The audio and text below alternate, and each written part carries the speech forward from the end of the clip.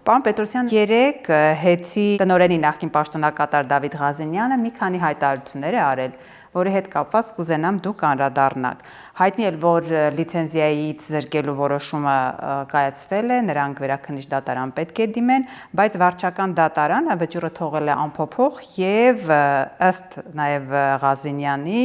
եւ փաստաբան Օրբելյանի մի քանի կետերի վրա ուշադրություն է դարձրել, որոնք ձեր օգտին չեն խոսում։ Այն, որ օրինակ Փաշինյանը հայտարարել էր իր ճեպազրույցում, թե ամեն մի ընտանիքից հեծը փող է գողացել, նկատի ուներ հավելավճարները, դատարանը դա ապացուցված չի համարում։ Սրա հետ կապված, օրինակ, երեք Ղազենյանն ասում էր նման բան հայտարարող պաշտոնյաները թող տղամարդավարի ներողություն խնդրեն, որովհետև դատարանն անգամ դա ապացուցված չի համարել։ Խնդրեմ, ներողություն խնդրելու եք։ Ասեմ վերջից։ Ղազենյանին որևէ մեկը բարոյական իրավունք չի վերապահել նման կոչերով հանդես գալ երկրի բարձրագույն ղեկավարության մասին։ Դատարանը ապացուցված չի համարել ՀՑԿՀ կողմից որոշմամբ 6 հիմնավոր պատճառների մի մասը, որոնք հանգեցրել են հեծին լիցենզիայից զրկելուն, բայց իրերի դրվածքը դրանով չի փոխվում։ Վարչապետի այդ հայտնի հայտարարությունից հետո ես նաև պատշաճ հիմնավորել եւ պարզաբանում եմ տվել մեր հանրությանը, թե վարչապետը ինչու էր այդպիսի գնահատական տվել եւ կիսել եմ այդ գնահատականի նաև քաղաքական պատասխանատվությունը եւ ներկայացրել եմ, որ ունենք հազարավոր եւ տասնյակ հազարավոր սուբյեկտներ, այդ թվում նաև հանրային հատվածի իրավաբանական անձինք, պետական հիմնարկներ, համայնքային հիմնարկներ, ֆիզանց բաժանորդներ, մասնավոր ընկերություններ, որտեղ որ ձեռքի տակ եղած փաստերի հիմամբ մենք կարող ենք պնդել եւ դա միանշանակ է, որ հեծի ժամանակի կառավարիչները, պատասխանատուները, միջի եւ բարձր օղակի ուրեմն պաշտոնյաների կամ մասնակցությամբ, կամ հանցավոր թողտվությամբ, կամ պարզապես ոչ կոմպետենտ լինելու արդյունքում տեղի են ունեցել հավելագրումներ եւ թերգրանցումներ ինքնաբար էներգոարտադրող կայանների, արևային կայանների ուրեմն սեփականատերերի մասով։ Այդ փաստերը որևէ մեկը չի կարող կասկածի տակ առնել։ Այդ փաստերը այս պայն նաև քննվում են մի քանի տասնյակ քրեական վարույթների շրջանակներում, հակակոռուպցիոն կոմիտեում եւ քննչական կոմիտեում,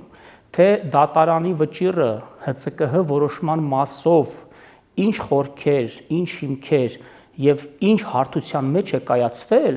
դա այլ գնահատականի ենթակա է։ Այդ վճիռը ուղղակիորեն կապել այդ հայտարարության հետ եւ նման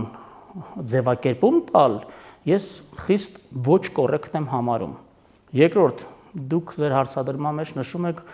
որ դուք իրենք եւ այլն, ես հիշեցնեմ, որ վարչական դատարան է դիմել սեփականատերի ներկայացուցիչ Տաշիր կապիտալ ընկերության ուրեմն ներկայացուցիչների խումբը, փաստաբանները վիճարկելու ՀՑԿՀ-ի որոշումը վարույթը անփոփոխ հեծը պաշտպան լիցենզիայից զրկելու մասով։ Եվ ահա այդտեղ վեճի երկու կողմերը ՀՑԿՀ-ն եւ սեփականատերերն են հեծի։ Հեծը եւ ես մասնավորապես որ ներկայացնում եմ հեծի ժամանակավոր կառավարչի կարգավիճակը, գործադիր կառավարումը, ես այդ դատաքննության մեջ կողմ չեմ։ Վեճը, դատական վեճը հարուցել են սեփականատերերը ՀՑԿՀ-ի որոշումը վիճարկելու։ ՀՑԿՀ-ի որոշման պատասխանատուն հենց հանրային ծառայությունները կարգավորող հանձնաժողովն է։ Վարույթի շրջանակներում ես բնականաբար եւ մինչ օրս ինտենսիվորեն համագործակցել եմ հանձնաժողովի հետ, որպես լիցենզավորված անձի, որ այս փուլում լիցենզիայից զրկված է իհարկե, բայց օժտված է բնական մենաշնորհով մեր ընկերությունում եւ հանրային ծառայությունների կարգավորման տիրույթում է գործում որպես տնտեսվարող սուբյեկտ, ՀՑԿՀ-ի որպես ոլորտը կարգավորող մարմին, ես համագործակցել եմ եւ վարույթի շրջանակներում պատշաճ տեղեկատվության փոխանցման, իրենց կողմից իրականացվող վարույթի շրջանակներում մի քանի մոնիթորինգների իրականացման, այդ թվում նաև իմ լիազորություններից բխող որպես ժամանակավոր կառավարիչ, ստուգողական, վերահսկողական եւ այլ գործունեության արդյունքում պատշաճ տեղեկատվություն տրամադրելով ՀՑԿՀ-ին։ ՀՑԿՀ-ի որոշման իրավական պատասխանատուն ՀՑԿՀ-ն է եւ դատաքննության կողմը ՀՑԿՀ-ն է։ Ես որևէ գնահատական դատանի վճռի մասով եւ առհասարակ կողմերի այս փուլում դատաքննության մասով լիազորված չեմ Բայց հնչեցնելու։ ոչ մեկ չի հավատում, որ հանձնաժողովը գործում է անկախ, որովհետև ասում են Նիկոլ Փաշինյանի հրահանգներով է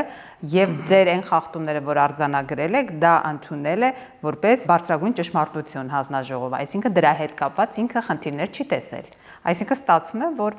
ինչքան էլ դուք ասեք, դուք կողմ չեք, բայց դուք իդեմս հանձնաժողովի կողմ եք դառնում։ Ես դա ձեր տնամաբանությամբ ենթադրություններն են։ Ես հանրային կարծիքն եմ փորձում որոշակի հատվածի Ես խնդրում եմ հանրային կարծիքը որոշակի հատված։ Այո, որոշակի սուբյեկտներ կամ որոշ քաղաքական շրջանակներում գործող օբյեկտներ կարող են նման գնահատականներ հնչեցնել, բայց դրանից իրավական առումով իրերի դրվածքը չի փոխվում։ ՀՑԿՀ-ն ինքնավար մարմին է ձևավորած սահմանադրությամբ եւ անկախ մարմին է, եւ եթե խոսքը կարող է գնալ ՀՑԿՀ-ի որպես ինքնավար պետական մարմին, ապա թույլ տվեք խիստ կասկածի տակ դնել նախկին շրջանում ՀՑԿՀ-ի եւ նախկին գործիչների ՀՑԿՀ-ի վարքը, եթե դուք այսօր մեղադրում եք, այսպես ասած, հիպոթետիկ։ Բայց դուք եկել եք փոխելու համար այդ նախկինների ասածները։ Ես խնդրում եմ թող միտքս ավարտեմ, որ հասկանաք ինչ մեկնաբանությունն եմ։ ՀՑԿՀ-ն այսօր առավել քան երբևէ անկախ է, դա ես ինքս նաև որպես գործընթացները ներսից տիրապետող եւ ներսի աչքերով այսպես ասած գործիչ կարող եմ հավաստիացնել ձեզ եւ մեր հասարակությանը եւ ՀՑԿՀ բոլոր այն որոշումները, որոնք տեղի են ունեցել վարույթը հարուցելու պահից սկսված եւ նույն վարույթի հարուցման եւ նույն որոշումով իմ նշանակման պահից, ես ձեզ հավաստիացնում եմ, որ բոլոր որոշումները տեղի են ունեցել ինստիտուցիոնալ, այդ թվում նաեւ չմոռանանք, որ ՀՑԿՀ-ում 5 հանձնաժողովականներից մի քանի հարգարժան անդամներ նաև ներկայացնում են եւ նախկին գումարման ՀՑԿՀ-ի կազմը եւ նաև ընդդիմության մանդատով հանձնաժողովական կա, ովքեր որ շատ արդյունավետ իմ գնահատմամբ բացառապես պետական ու հանրային շահի լավագույն համադրումով, մեծապես հարգելով նաև մասնավոր շահը, տնտեսվարողի շահը, իրականացրել են իրենց գործառույթները եւ լիազորությունները։ Դա ես անձամբ եմ ձեզ երաշխավորում եւ ահա այսօր էլ մենք աշխատանքային քննարկում ունեցանք ՀՑԿՀ-ում բոլոր կողմերի շատ կառուցողական ներգրավմամբ եւ ուրախություն մեր քաղաքացիների, մեր ազգաբնակչության, մեր բիզնեսի տարբեր մասշտաբի ներկայացուցիչների, ապրիլի վերջերից արդեն մենք ի կատար կացենք մեր նախապես հնչեցված այն բարեփոխումը, որ նոր միացման էներգոհամակարգը բաշխման ցանցին միացման սակագները զգալիորեն մինչև 40% նվազեցվելու են այն դեպքում, երբ մենք էլեկտրաէներգիայի սակագնի փոփոխություն չունենք, բայց մեծապես դրանով տուրք ենք տալու եւ նոր բաժանորդների ներգրավմանը, եւ բիզնեսի զարգացմանը, եւ առհասարակ էներգետիկ համակարգի զարգացմանը մեր երկրում։ Պարոն Պետրոսյան, տեսեք, դուք սակագնից խոսեցիք։ Կրկին Ղազենյանն ասում է, եթե դուք ընտրվեք նորից իշխանություն դառնաք, ընտրություններից հետո սակագինը բարձրանալու է։ Շնորհակալ եմ այդ հարցադրման համար, շատ պատեհ առիթ է առհասարակ այդ թեման մեկընդմիշտ փակելու։ Քանի կար տվյալ անձը ասում էր, որ իրենք բարձրացնելու են սակագինը։ Հետո ինչ որ հաշվարկներ արեցին, ասին անխուսափելիորեն իրենք իջեցնելու են սակագինը, բայց դա մենք պիտի անեինք, մեր օրոք պիտի անեին, բայց չհասցրինք մենք անենք։ Քանի կար իրենք ասում էին, որ սակագինը իրենց քաղաքական ուժի լիդերը, օրվա սեփականատերը երաշխավորել, որ 10 տարի չի բարձրանա սակագինը, դուք երաշխավորեք, որ չի բարձրանա, եւ 8 ամսվա մեջ տրամագծորեն 180 աստիճանով իրար հակասող 4-5 հայտարարություն է արվել տվյալ կողմից։ Ես հիմա հստակ այդ մասով հնչեցնեմ մեր գնահատականները։ Սակագինը մեր հանրապետությունում համեմատած տարածաշրջանի, մեր Ձեռոր Արևելքի, հետխորհրդային երկրների հետ ամենաբարձրն է։ Ինչը ես ի սկզբանե ասել եմ, որ դա արդարացված չէ մեր ժողովրդի հանդեպ։ Այդպիսի բարձր սակագինը արդարացված չէ, բայց ցավոք ունենք այն, ինչ ունենք։ Եվ ես ձեզ նաև պատասխանատու հիմա ասում եմ, սակագինը պիտի նվազեր իմ կառավարման շրջանում ձեռք բերած փաստերի արկա տեղեկատվության եւ էներգոհամակարգում եղած ընդհանուր բալանսի համադրման արդյունքում։ Սակայն, քանի որ 2026 թվականի ապրիլի 1-ից արդեն ատոմականը դուրս է բերվել էներգոհամակարգից 4-5 ամսով եւ վերազինման շրջան է մտել, շահագործումը երկարաձգելու եւս 10 տարով, այդ շրջանում արդեն ստիպած ենք լինելու մեր ազգաբնակչության էլեկտրամատակարարում ապահովելու ավելի թանկ աղբյուրներից ձեռք բերվող էլեկտրոէներգիայի հաշվին մենք իդեմս ՀՑԿՀ-ի այս դեպքում ասեմ, ստիպված եղանք որևէ քայլ նվազեցնելու ուղղությամբ չանելու, քանի որ արդեն էներգաբալանսը կխախտվեր։ Իսկ դրանից հետո հնարավոր է լինի։ Եվ այդ իսկ պատճառով սակագնի նվազեցում տեղի չունեցավ, բայց դեկտեմբեր ամսվա վերջին ինստիտուցիոնալ, ինչպես որ կարգն է սահմանված ՀՑԿՀ-ի նիստում 2025 թվականի էլեկտրոէներգիայի սակագինը թողեց անփոփոխ։ Դա արդեն իսկ ապացուցեց այն թեզը եւ այն ակնկալիքը մեր հանրության, որ սակագնի առումով մեր բնակչության, մեր քաղաքացիներին շահերին հակասող որևէ որոշում մենք թույլ չենք տալու։ Սակագինը մնաց նույնը, բայց դարձյալ ձեզ հիշեցնում եմ, ապրիլի վերջերից նոր միացումների բաժանորդագրման վճարները նվազեցում են 30-ից 40%-ով, հզորությունների վճարումների գործակիցները նվազեցում են մինչև 50%-ով։ Դա գրեթե անալոգային տնտեսվարման առումով նույն քայլն է, որ սակագինի իջեցնես։ Նույն սակագնի կառուցվածքի մեջ մենք նոր միացումների վճարումների այդ մուտքերի հասույթի սահմանաչափը 30-40%-ով իջեցնում ենք։ Դա ի հաշիվ այլ ուղղություններով հեծում եղած խնայողությունների եւ անահռելի ֆինանսական միջոցների, որոնք գնումների, մատակարարումների, թափանցիկացման, մրցույթային ձևերով արդեն անցկացման արդյունքում հեծը ունեցել է։ Եվ դա գրեթե համահավասար է սակագնի իջեցման։ Այդ մասով մեկնաբանություններ եմ սպասում, բայց ինչի չեն խոսում այդ մասին։ Իսկ ինչ վերաբերում է սակագնի մասով, հասցեատերը հարցի բնականաբար ես չեմ, բայց եւ տրամաբանությունը, եւ իր դրվածքը, եւ անցյալ 8.5 ամսվա իմ գործնեության առհասարակ գործնեության ընթացքում ձեռք բերված փորձառությունը, գիտելիքը եւ տիրապետելու այս լայն, գերհզոր ու գերկարևոր ընկերության տնտեսվարման ողջ արժեշղթային ես կարծում եմ, որ չի կարող նման բան տեղի ունենալ։ ՀՑԿՀ-ն ինքը որոշումը կայացնում է հաջորդ օրացուցային տարվա համար, դեկտեմբերի վերջի նիստին ՀՑԿՀ-ն որոշում է կայացրել, որ 2025 թվականին էլեկտրոէներգիայի սակագնի փոփոխություն չենք ունենալու։ Խնդրում եմ ընդունելի գիտություն եւ հաշվի նստել այդ փաստի հետ։ 25-26 ընտրություններից հետո Աներողություն 26 թվական։ 25 թվականի վերջին նիստով 26 թվականի համար մնալու է անփոփոխ։ Հոսանքի մեջ դուք ասում եք, որ ներառված է վարկերի տոկոսները, բայց դատարանն ասում է, որ այդպես չէ։ Արտակարգ, շնորհակալ եմ այդ հարցի համար եւս։ Ուրեմն ես, եթե իմ գրառումները տեսնեք, դրանք էլ իրական ապացույց են, խնդրեմ, իմ Facebook-յան էջում կարող եք հիմա էլ վերընթերցել։ Ես ասում եմ, որ ցանկացած ծախս, որը իրականացում է հեծում, ուղղակիորեն կամ անուղղակիորեն անդրադառնում է սակագնին։ Ուղղակիորեն անդրադառնում են այն ծախսումները, օրինակ, ներդրումային ծրագրով արված ծախսումները, որոնք որ սակագնի կառուցվածքի մեջ ներառված են, անուղղակիորեն անդրադառնում են այն ծախսումները, որոնք սակագնի մեջ ներառված չեն ինստիտուցիոնալ առումով, բայց ելնելով այն ճշմարտությունից, որ հեծը այս հասույթ չի գեներացնում բացի սպառված էլեկտրոէներգիայի դիմաց կատարված վճարումներից, այսինքն հեծի միակ եկամուտը սպառված էլեկտրոէներգիայի դիմաց վճարումներն են, որը գանձվում է սակագնի գործակցով, այլ եկամուտ հեծը չունի, բիզնեսի այլ գործունեություն չունի, եւ հա սակագնի գործակցով գանձված ցանկացած հասույթ, որը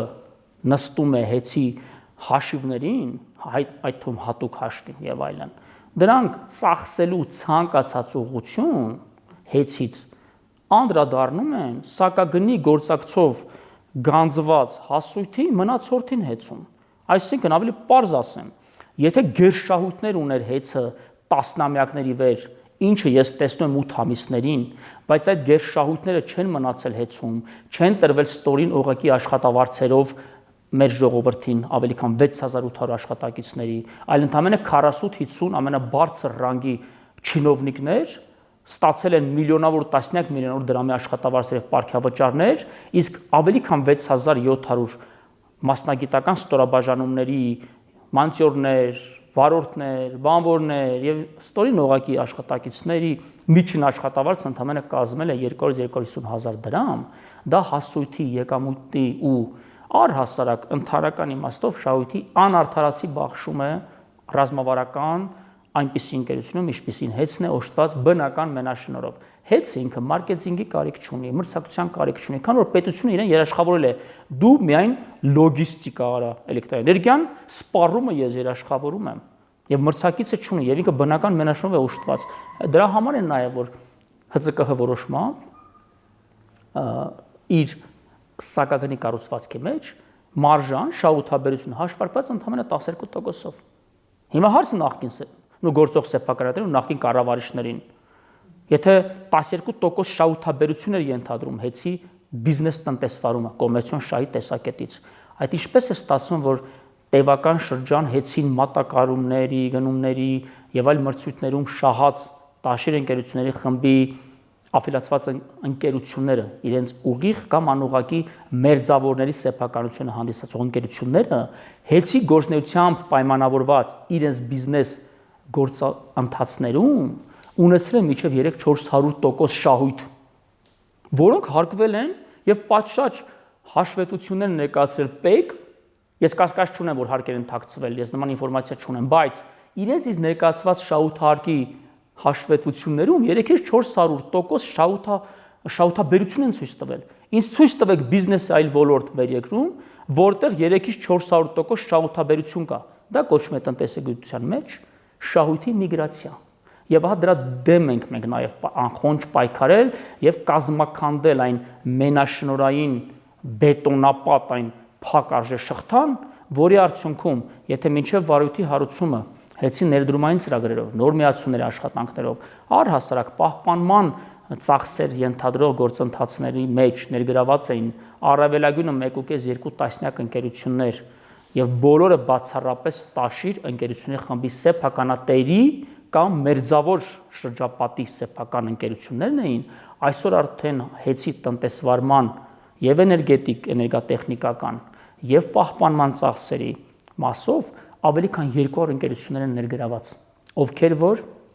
ներկայացնում են բիզնես ամենատարբեր մասշտաբները, ամենատարբեր սոցիումի ներկայացուցիչներ են եւ ամենակարևորը էներգետիկ ոլորտում այս պահին տեսնում ենք ակնհայտ դրական տեղաշարժեր, առողջ մրցակցություն եւ մեր գնումների նույնիսկ մրցութային գնումների գործընթացի արդյունքում ունենք դեպքեր, եւ նախկինում միևնույն ընկերությունը ընդ որում դարձյալ նույն խմբի անդամ, նույն խմբի հետ փոխկապակցված մալուխների, տրանսֆորմատորների, էլեկտրատեխնիկական սարքավորումների, կապալի աշխատանքների ու ծառայությունների մատուցում էր անում Հեցին այնպիսի գներով, որոնց դիմաց այս պահին իրենք մեզ առաջարկում են 40-60% էժան գներ։ Բայց եթե տեղավորվում էիք 60% մինչև էժան գներով, ինչու եք մեր ժողովրդին այդ վիճակում դնում հարգելի նախկին կառավարիչներ եւ սեփականատերեր։ Պարոն Պետրոսյան, ձեր ասածից կարող ենք ենթադրել, որ կառավարությունը գնում է հետևողականորեն ազգայնացնելու ճանապարհով։ Այո։ Պետականացնելու ավելի ճիշտ բառը։ Ավելի ճիշտ պետականացնելու։ Պետությունը դե ժողովրդինն է, ժողովրդը պետությունն է, ազգայնացում է ճիշտ բառը այստեղ, բայց 100% բաժնետոմսերը անդառնալիորեն շուտով օրենքի եւ իրավունքի գերակայության հարթության մեջ սահմանադրությամբ եւ օրենսդրությամբ սահմանված կարգով կդառնան պետական սեփականություն։ Եվ այստեղ ամենակարևոր հարցը որևէ ձևով չի բարձրաձայնում, թե որքան է պետությունը առաջարկում սեփականատիրոջը, ինչքան է գնահատվել կապիտալը Հեցի։ Շատ լավ հարց էր, ես ձեզ ասեմ, այս պահին դա, քանի որ խոսքը գնում է կառավարություն եւ սեփականատերեր բանակցությունների, ես դարձել այդ բանակցությունում կողմ չեմ, նաեւ կա որոշակի կոմերցիոն շահի, ուրեմն բաղադրիչ, ինքը հանդիսանում է ըստ իս կոմերցիոն գաղտնիք։ Քանի դեռ սեփականատերը կամ առաջարկ արած պետական լիազոր մարմինը, տարածքային կառավարման եւ ենթակառուցվածքի նախարարությունը չի բացահայտում այդ թիվը, ես լիազորված չեմ բացահայտելու, բայց ձեզ ասեմ, որ եթե առաջարկի շրջանակում ընդ որում վարչական դատարանի մեկ այլ վճիռ կա, որը կառավարությանը հորդորել է զերծ մնալ մինչև մայիսի 25-ը հանրային գերակա շահ ճանաչելու որոշումից, դրանով իսկ ժամանակ տալով սեփականատերերին եւ իրենց ներկայացուցիչներին մինչև մայիսի 25-ը պատասխանելու կառավարության առաջարկին։ Եվ եթե մայիսի 25-ը մինչև գործակ տեղի չի ունենա, օրենքով այդ ժամկետները մինչև փետրվարի 21-ն էր, բայց վարչական դատարան բողոքարկելու, դատական գործ, այսպես վճիռ հարուցելու եւ վերջնական դատական վճռի ուրեմն բերումով կառավարությունը այսպես զերծ է մնում մինչև մայիսի 25-ը հանրային գերակա շահ ճանաչել այս գործընթացի մեկնարկից,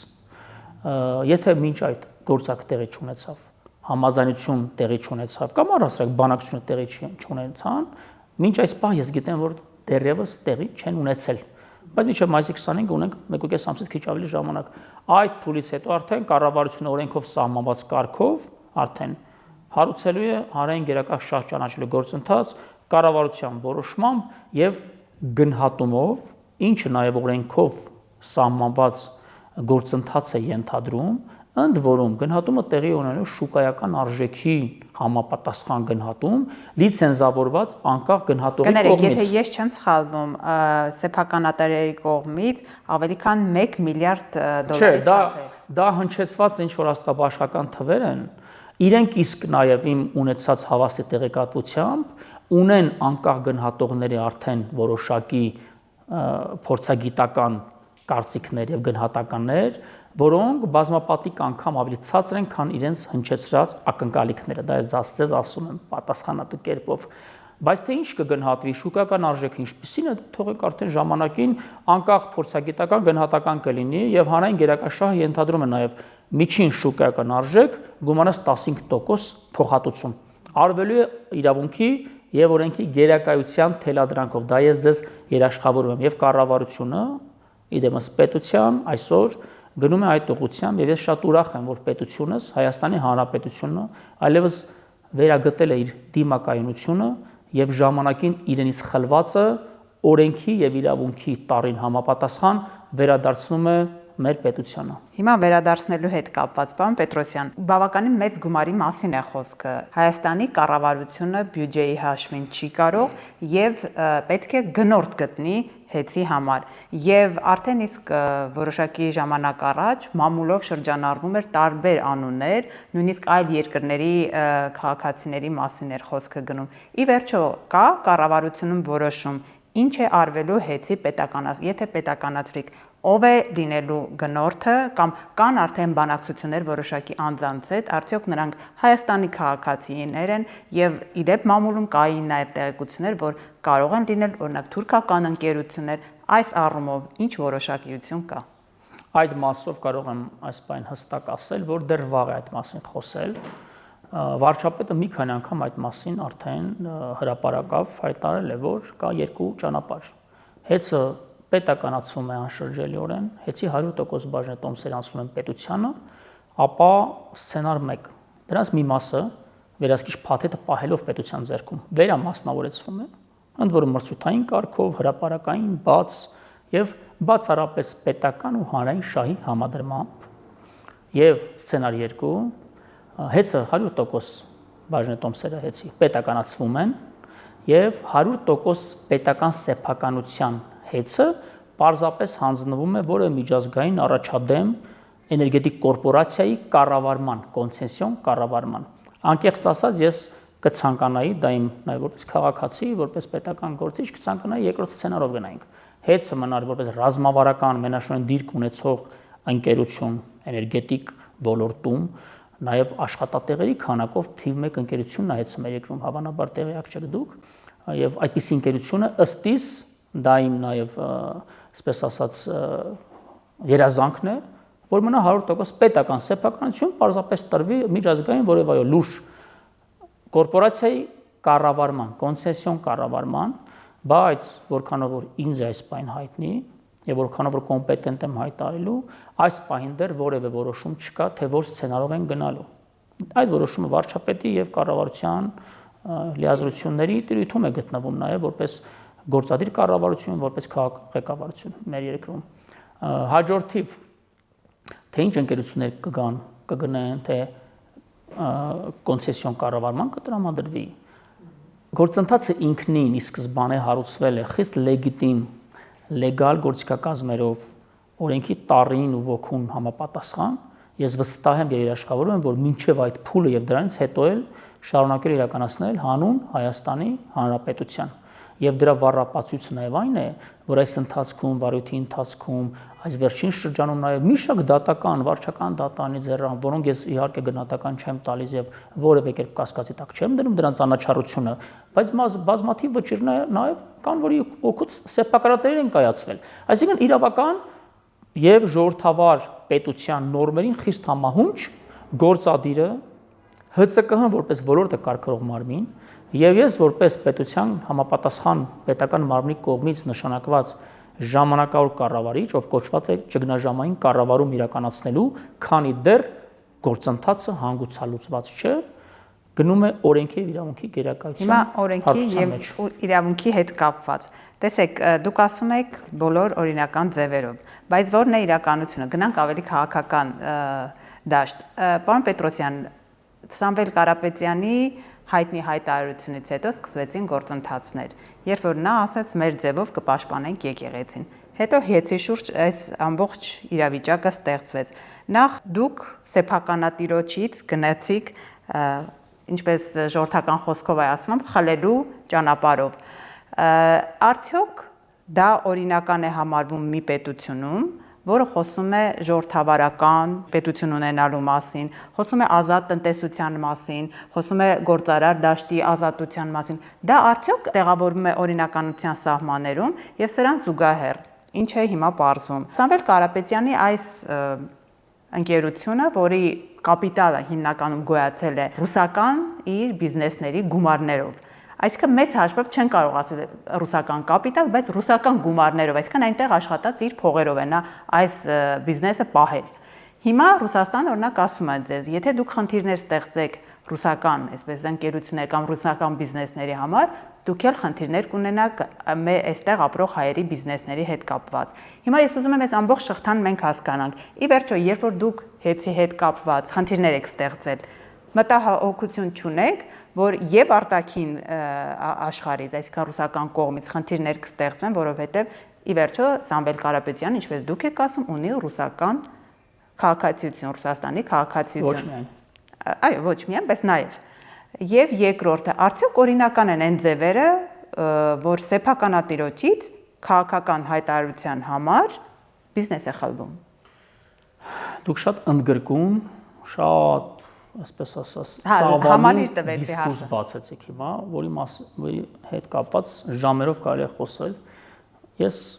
մի հատ քաղաքական գնահատական հնչեցնեմ, ապա վերադառնամ փաստերին։ Եթե խոսքը գնում է որևէ բան խլելու մասին, հեծի հետ կապված, ապա այդ հեծն են խլել պետությունից 2002 թվականին։ Ես դա ձեզ պատասխանատու եմ ասում, որովհետև որքան որ իմ լիազորություններն են նաև ներում, այս շրջափուլում ուսումնասիրելով, նաև խորամուխ լինելով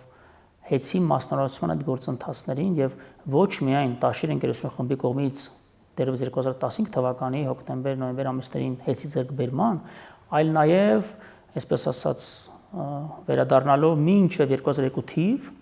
երբ պետական 4 ցանցեր հյուսիսային, հարավային, կենտրոնական եւ Երևանի էլեկտրական ցանցեր ընկերությունները միավորվեցին,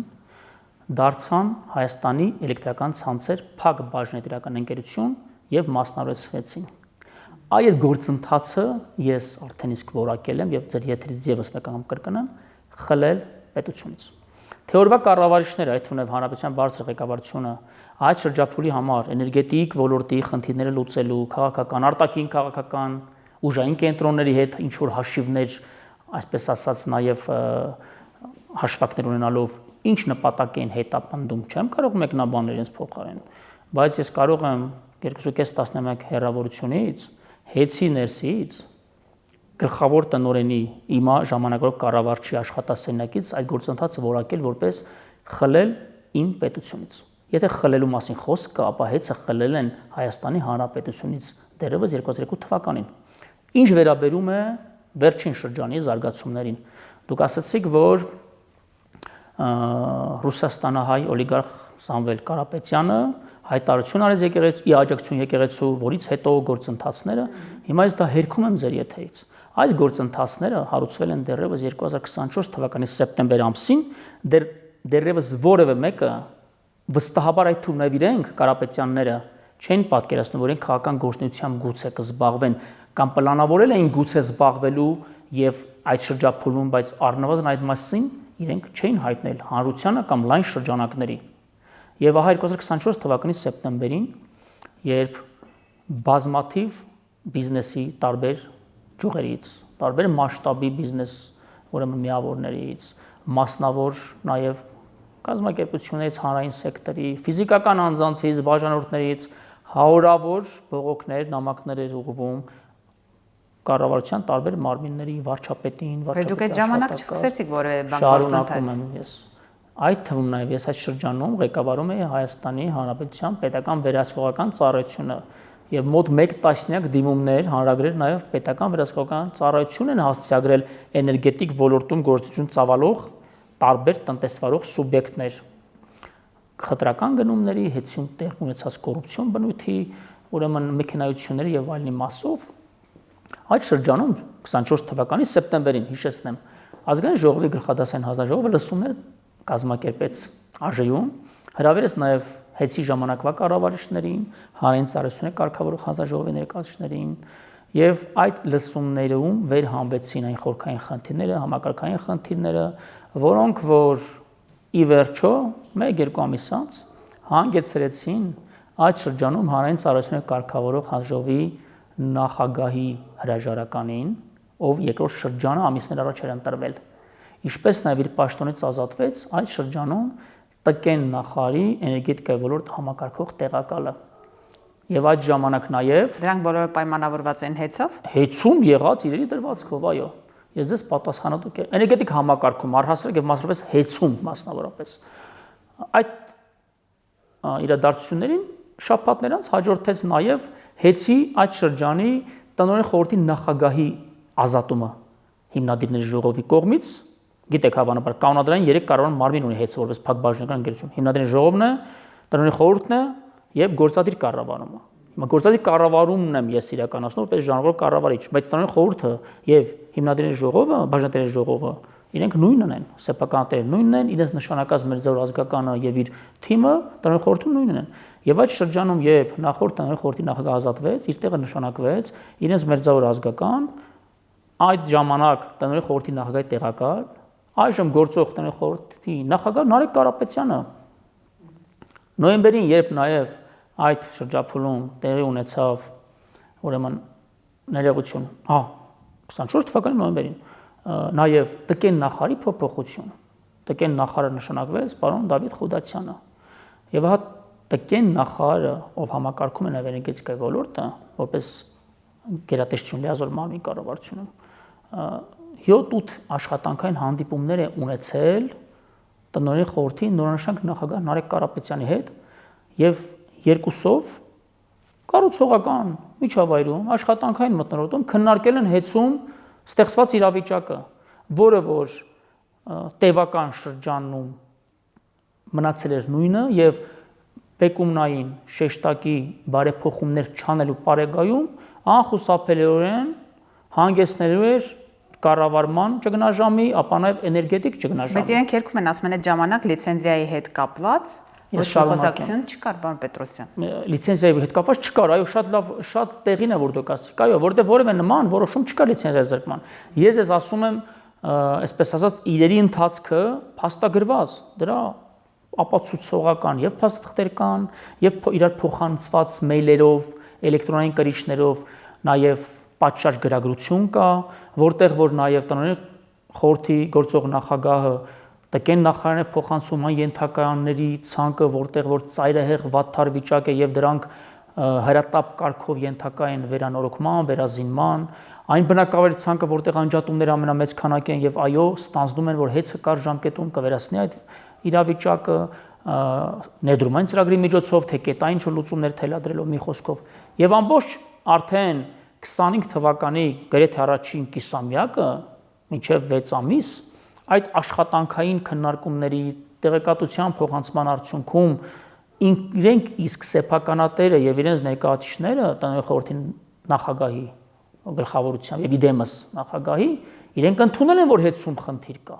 Դրա վառապացույցը նաև այն է, որ այդ շրջանում հեծի մի շարք խոշոր մասնաճյուղերի տնօրեններ են փոխվել, ցանցերի պետեր են փոխվել, ռոտացիաներ են արվել, ստորաբաժանումներ են վերակազմավորվել որպես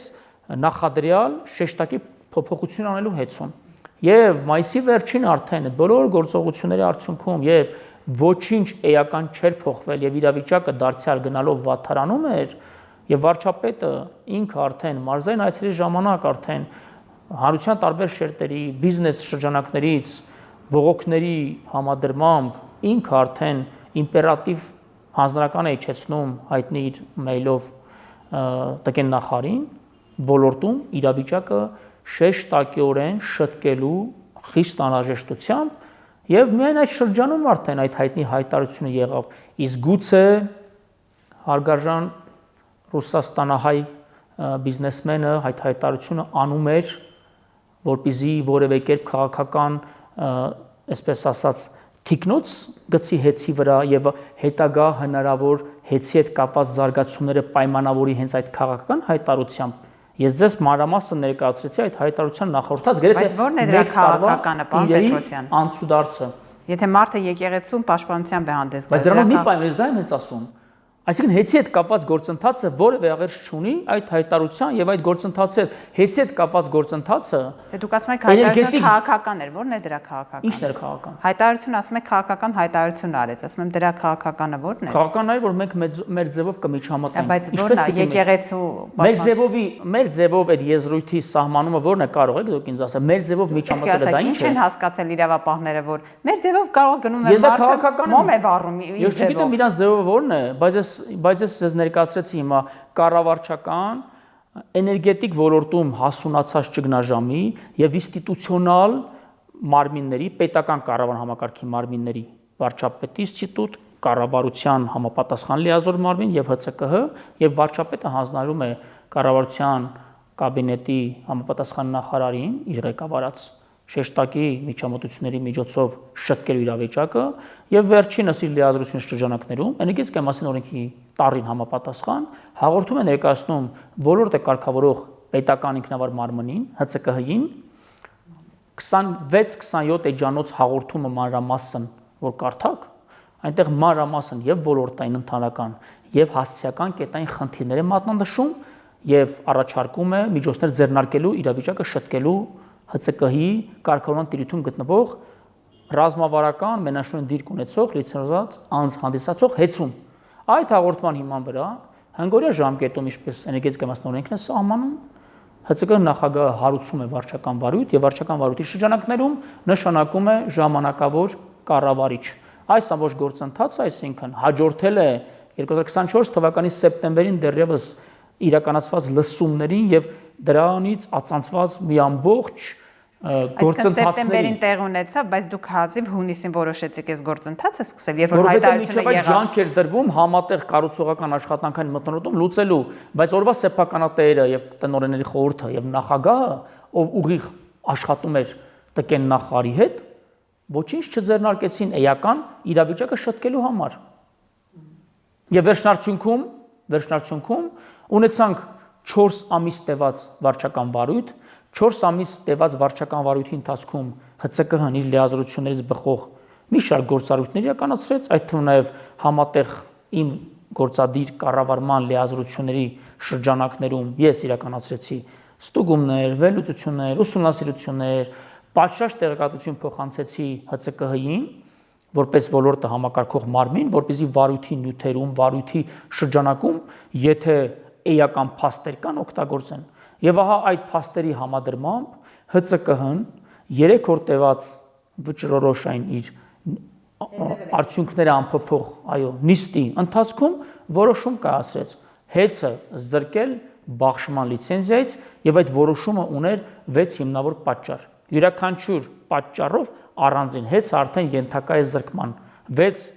հիմնավոր պատճառ յուրաքանչյուրով առանձին։ Վարչական դատանը դրանց մի մասը դել է կասկածի տակ, մի մասը թողել է ուժի մեջ եւ հաշվի է նստել եւ իրավաչափ է գնահատել։ Հիմա որքանով որ ես եմ տեղյակ, սեփականատերի ներկայացուցիչները փաստաբանական խումբը ցանկանում է բողոքարկել վերաքննիչում այդ վճիռը, վիճարկելով նաեւ այն կետերը, որոնք որ թողել է անփոփոխ վարչական դատարանը եւ ՀՑԿՀ-ն ինքնին, որքանով որ ես եմ տեղյակ, դարձյալ դիմելու է վերաքննիչ վիճարկելու վարչական դատարանի վճռի ուրեմն այն մասը, որով որ կասկածի տակ է դրվել հեծը լիցենզիայից զրկելու այն մի քանի կետերը։ Այսինքն գործընթաց դեռ շարունակվել է վստահաբար։ Պարոն Պետրոսյան, մյուս կողմից էլ ասում են այս նախընտրական տարում ձեզ պետք էր հեծը, որովհետև, ինչպես դուք ձեր խոսքում նշեցիք, ամենաշատ աշխատակիցներ ունեցող ընկերությունն է եւ ԿՊ շտաբ եք դարձել հեծը, որովհետև դուք այստեղ նշանակում եք մարդկանց, հանում եք աշխատանքից նախկին աշխատողներին եւ բերում եք օրինակ Գյումրիում, օրինակ Փարաքարում, մյուս տարածքներում հենց այն մարդկանց, որոնց վրա դուք վստահություն ունեք, որոնք ձեզ քվեներ կբերեն։ Ասում են, որ հեծի ամբողջ կազմը ԿՊ-ականացվում է, որպեսզի ընտրությունների շրջանում ապահովի քվեներ։ Դա շատ մերկապարանոց, ուրեմն որևէ քննադատության չդիմացող աղքատիկ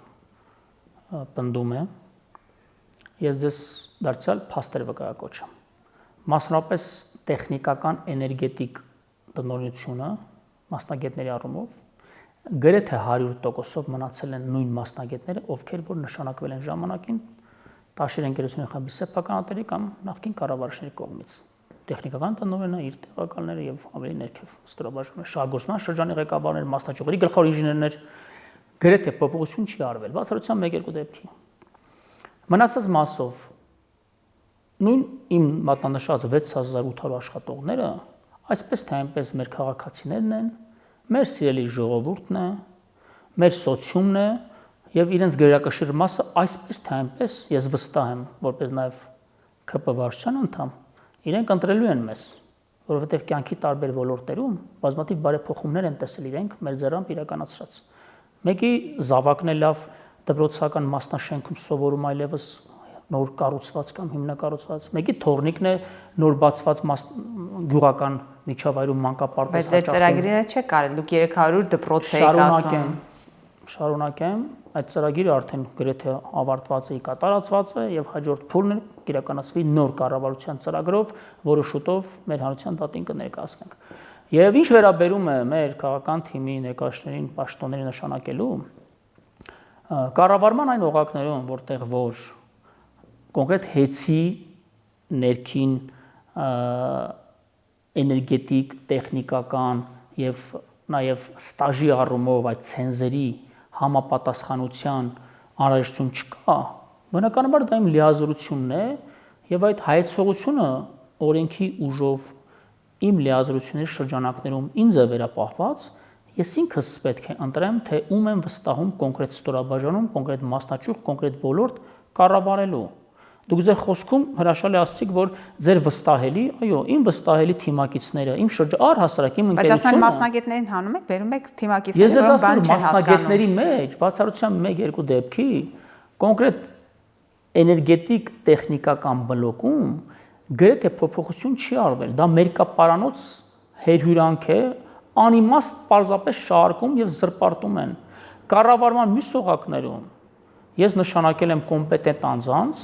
ովքեր որ իրենց փորձով, այդ թվում նաև հանրային ծառայության, պետական տարբեր գերատեսչությունում աշխատանքային փորձի եւ ինքներդ լավ գիտեք, որ մենք 8 տարվա կառավարություն ենք եւ 8 տարվա արդեն կառավարման փորձ ունեն մեր բազմաթիվ ընկերներ, այդ թվում ձեր մատնանշած իմ թիմակիցները։ Եվ դա շատ նորմալ, շատ օրգանիկ գործընթաց է, երբ ես ինձ վստահելի, ինձ համար վստահություն ներշնչող, ինձ հետ ճանապարհ անցած իմ թիմակիցներին պիտի նշանակեմ ղեկավար պաշտոնների, ովքեր պատասխանատվություն կստանձնեն եւ ինձ հետ իմ արժեհամակարգի, իմ կառավարման ոճի եւ պետականակենտրոն ու քաղաքացիակենտրոն, այդ թվում նաեւ հարգելով սեփականատերերի օրինական շահերը, շեշտում եմ, օրինական շահերի համադրմամբ իրականացնեն հեծի կառավարումը, դա շատ նորմալ է, այդտեղ շահարկելու ոչինչ չկա եւ երկրորդն էլ ես ինքս քաղաքական անձ եմ, ես ակտիվ քաղաքականությամբ զբաղվում եմ 2011-12 թվականից, հանդիսանում եմ քաղաքացիական պայմանների կուսակցության հիմնադիր անդամ, բոլոր 5 վարչություններում վերընտրված անդամ եւ իմ մեծ շրջապատի գերակշիռ մասը, գրեթե 80%-ը բոլորը ԿՊ կուսակցականներ են։ Եվ այն մարդիկ, ովքեր որ իմ ընկերներն են, ինձ հետ ճանապարհ են անցել, ում ես հենվել եմ եւ քաղաքական ճգնաժամերի ընթացքում, եւ անձնական խնդիրների դեպքում, եւ առհասարակ իմ կենսագործության վերջին տասնամյակում բնականաբար ես պետք է վստահեի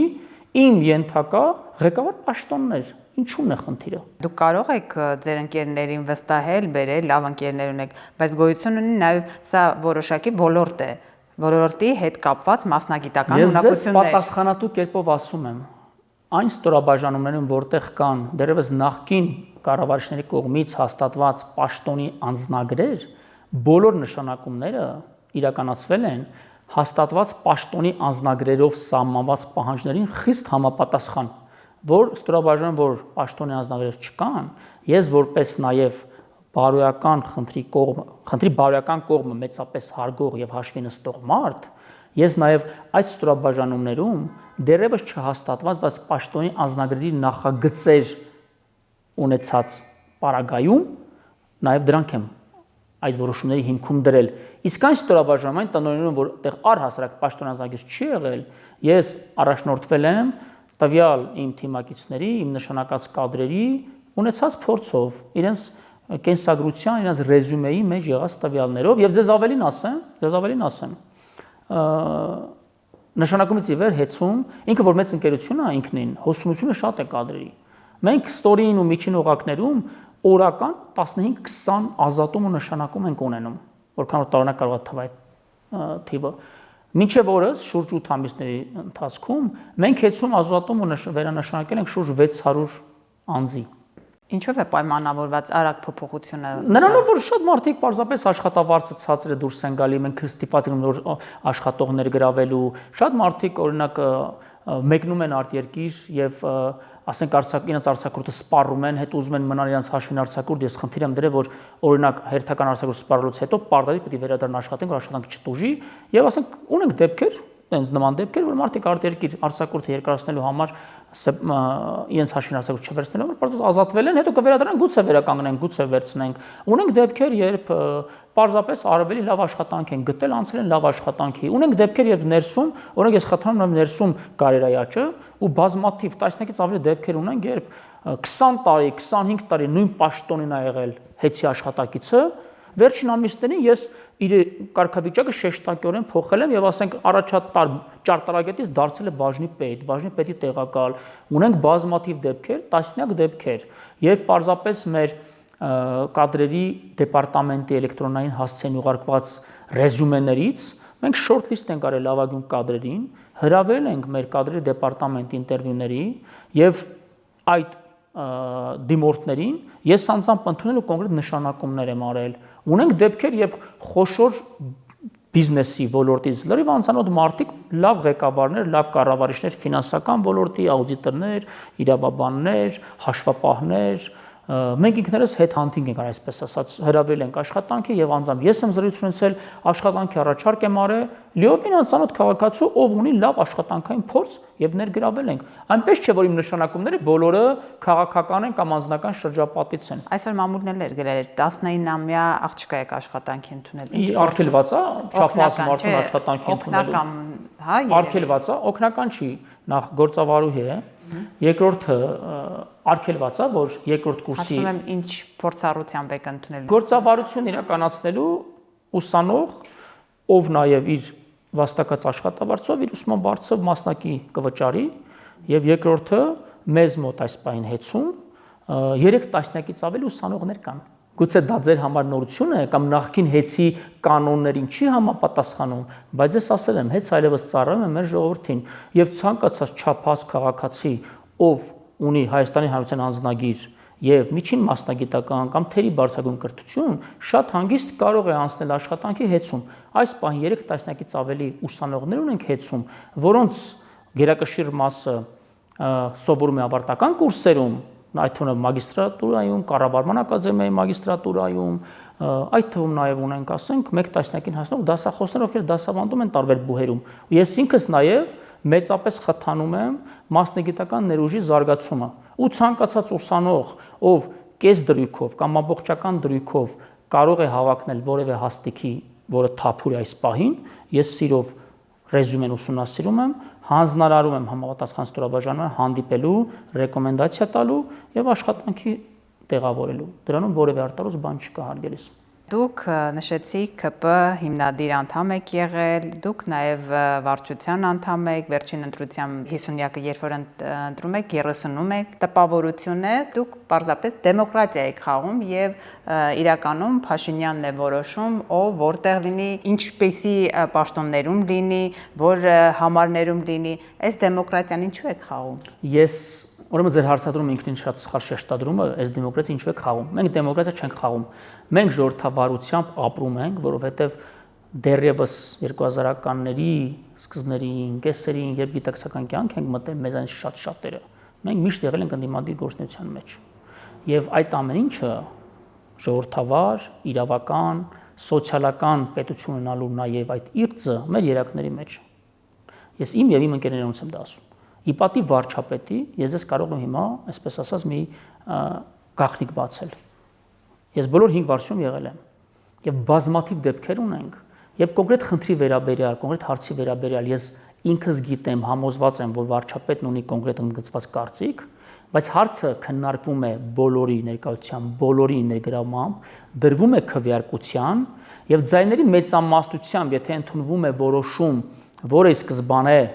այսպես ասած վարչապետի տեսակետին չէր համապատասխանում, այդ որոշումը ստորագրվում է վարչության նախագահի կողմից եւ մտնում է ուժի մեջ։ Բացառիկ ժողովրդավարական գործիքակազմերով եւ արդեն ավանդույթով, որտեղ այս տարի մայիսի 30-ին արդեն ԿՊ-ն կդառնա 11 տարեկան։ 11 տարվա կուսակցությունը ունի բացառիկ նմանը չունեցող ինստիտուտներ, ժողովրդավարական արդեն մեկ տեսանք պարոն Պետրոսյան Ասլանյանի հետ կապված տեսանյութ տարածվեց, թե ինչպիսի ժողովրդավարական վիճակ էր ձեր վարչություն։ Բայց ի՞նչն էր չժողովրդավարական։ Այսինքն մարդուն նստեցնել եւ ասել դուք իմ շնորհիվ եք, մարդուն չեն նստեցրել, դա մարդը եկել է նստել է սեղանի շուրջ, եթե առնվազն ժողովրդավարություն չլեր, մարդը կնստեր դահլիճում եւ վարչության սեղանի շուրջ էլ չէր նստի։ Վարչության սեղանի շուրջ վարչապետի, ով վարչության նախագահն է, հավասար աթոռներին նստած թիմային քննարկում էր գնում, անկեղծ ասեմ, ես չգիտեմ ով է նկարել, երբանկարը եւ այլն այդ նկարահանումը, բայց շատ նորմալ առողջ քննարկում էր գնում եւ վարչապետը լինելով մեր նախընտրական ցուցակի առաջին համարը եւ արդեն նաեւ վաղ է ցուցակը կհաստատենք ու ինքն է մեր նաեւ ընտրված ոչ թե որոշված կուլիսներում, այլ ընտրված ժողովրդավար ընտրական մեխանիզմներով ներկուսակցական վարչապետի տեխնացում, բնականաբար Քարոզ Արշավի կուսակցության հեղինակության, քաղաքական ռեյտինգի, ուրեմն գերակշիռ պատասխանատվությունը ինքն է ստանձնում, ինքն առաջնորդում այդ գործընթացը եւ անխուսափելիորեն բոլորը, ովքեր տեղ են գտնում այդ ցուցակում, սկսած երկրորդ համարից մինչև 280 համարը, որ կլինի այս տարի, բոլորը բնականաբար նաեւ մեծապես պարտական իրենց քաղաքական կարգավիճակով ցուցակը գլխավորող անձին, դա այդը գաղտնիք չկա։ Եվ երկրորդը նաև ցանկանում առանձնատուկ շեշտել, որ ներկուսակցական այն ընտրությունները, որոնք տեղի են ունենում իտես բոլորի ուղիղ եթերում, հաշվարկ ուղիղ եթերում, նման բացառիկ ժողովրդավարություն տածող եւ ներառական թափանցիկ աշխատավոճ որդեգրած կուսակցությունը բնականաբար դա գործադրում է նաեւ պետական կառավարման մեջ եւ դա մենք նաեւ ինքներս այդ պահանջ ինքներս մեզ մեր կուսակցության ներսում ենք դրել, որ բացառապես ընտրությունների միջոցով ձևավորվեն մեր բոլոր ռեյտինգային ցուցակները ի հակադրություն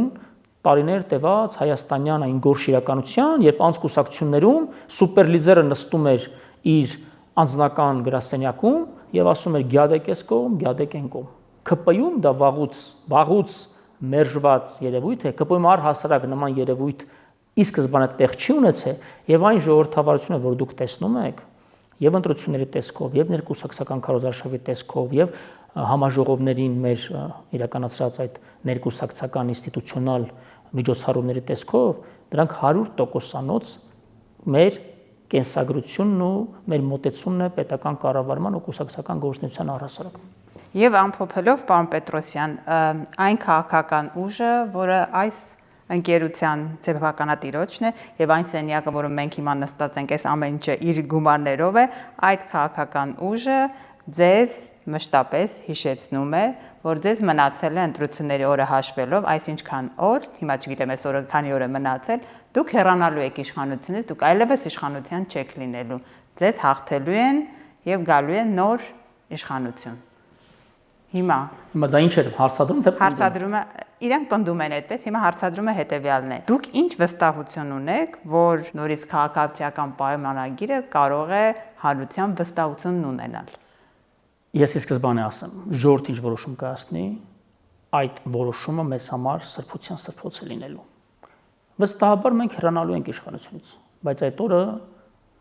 2026 թվականի հունիսի 7-ը չէ։ Եվ այդ պնդումը, որ անում են օպոնենտ այդ ուժերը եւ որովհետեւ սեփականատերերի քաղաքական ուժը հեծի։ Ես այդ պնդման, այսպես ասած, սկզբնաղբյուրը ոգեշնչումը եւ դրա հիմք հանդիսացող, այսպես ասած, ոչ չափելի տարածական իմաստով աղբյուրը երեք առերեսվեց այն իրականությունը, որ մենք ունենք այսօր Հայաստանի Հանրապետությունում։ Այսքանով եզրափակ եմ այդ պատասխանը եւ մի հավելում եւս։ 3 ինչ է եղել, որ առերեսվեց։ 3 թե 3 չանցորը չէ։ 3 չանցորը ներողություն։ Վարչապետի Մոսկովյան այցի ընթացքում։ Եվ երկրորդը ես այդ համոզմունքը, որ մենք ժառանգելու ենք, այսպես ասած, մեր իշխանությունը եւս հաջորդ ազգային ժողովի, ուրեմն 5-ամյա շրջանում, այս վստահությունից ներշնչում է ամենալայն զանգվածների հետ մեր շփումները ամենօրյա, այդ թվում նաև վերջին մեր մարզային այցելությունները Երևանում շրջագայությունները եւ նաև ուզում եմ ձեզ նաև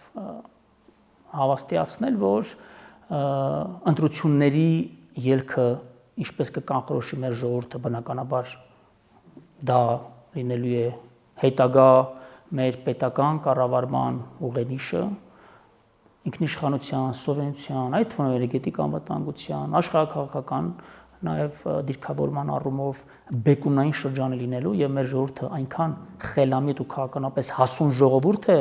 մեր ժողովուրդը ազատության համը եւ խաղաղության նաև արժեքը այնքանով է գիտակցում, որ վստահաբար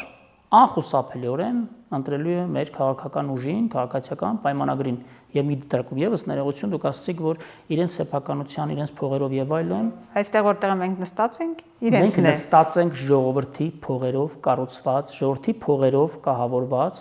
սակագնով վճարված, բնական մենաշնորհի արդյունքում գոյացած շենքի եւ տնտեսական հզորությունների ներսում այս շենքը իրենց կողմից չի կառուցվել։ Այս շենքը ի սկզբանե եղել է պետական հեծինը, այս շենքը դառնալու է պետական շենք շատ շուտով։ Ես ճիշտ հասկացա, պարոն Պետրոսյան, որ դուք գոհ եք ռուսաստանյան այցից։ Ես գոհի դժգոհի հարց չկա, այդ այցում կան Որովհետև կան մի շարք հայտարարությունները, որ հնչեց, տպավորություններ, որ Հայաստանը բավականին բան ունի մտածելու։ Հայաստանը շատ ավելի բան ուներ մտածելու նախկին շրջանում, քան այսօր ես ձեզ ասեմ, եւ երկրորդը գնահատականի առումով գոհ դժգոհ լինելու այդ տիրույթ չի ցանկանա մտնել, կան բազմաթիվ խորքեր, բազմաթիվ շերտեր այդ հանդիպման, բայց որ վարչապետը լավագույնս Հայաստանի Հանրապետության պետական շահը ներկայացրեց այդ այցի ընթացքում, դա ես կարող եմ պնդել։